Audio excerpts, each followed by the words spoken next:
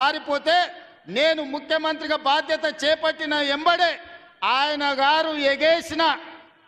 గారు ఎగ్గొట్టిన రైతు భరోసా పథకంలో 7,625 కోట్ల రూపాయలు 3 నెలల్లోనే 72 లక్షల రైతుల ఖాతాలో వేసి ఎగ్గొట్టి పారిపోయిన ఆయన కాదు.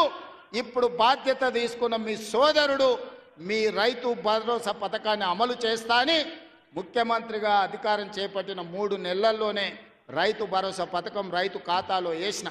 ఇదే కాదు, ఆనాడు 2014లో ₹1,00,000 రుణమాఫీ అన్నాడు.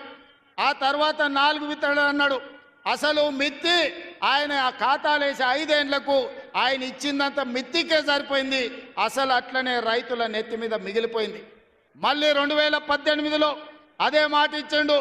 అప్పుడేదో చెప్పినా సోయి లేక ఇప్పుడు మళ్ళా ₹1,00,000 హామీ ఇస్తున్నా మళ్ళీ మీకు చేస్తాను.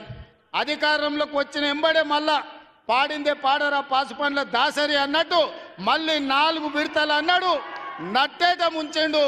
చివరికి ఆయన 2014 నుంచి 2023 డిసెంబర్ వరకు ఆయన రైతు రుణమాఫీ చేసింది 18,000 కోట్ల రూపాయలే.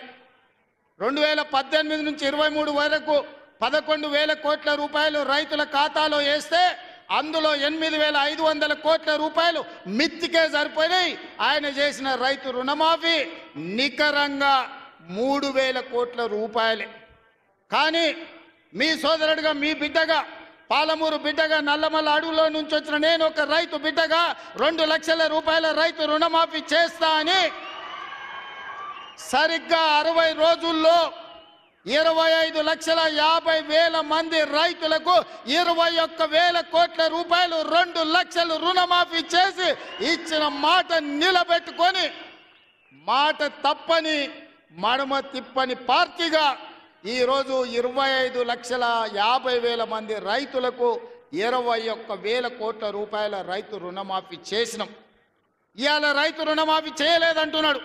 నేను సూటిగా సవాలు విసురుతున్న చంద్రశేఖరరావు గారికి వేదిక మీద నుంచి, ఫామ్ హౌస్లో ఉండి వచ్చిన వాళ్ళకి జోలి చెప్పుడు కాదు, అసెంబ్లీకి రా, లెక్కలు చెప్తా.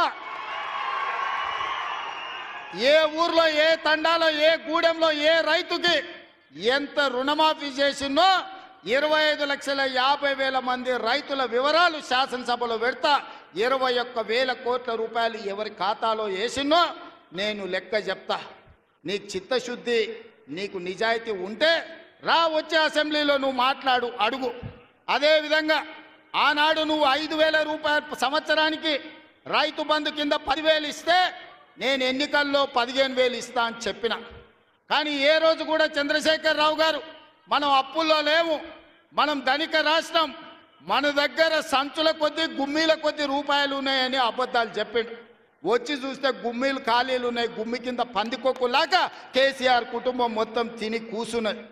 అయినా అధైర్యపడకుండా 15,000 బదులు ఆనాడు నువ్వు ఇచ్చిన 10,000 ఎగ్గొట్టిన 10,000 కాకుండా ఇవాళ 12,000 రూపాయలు సంవత్సరానికి రైతు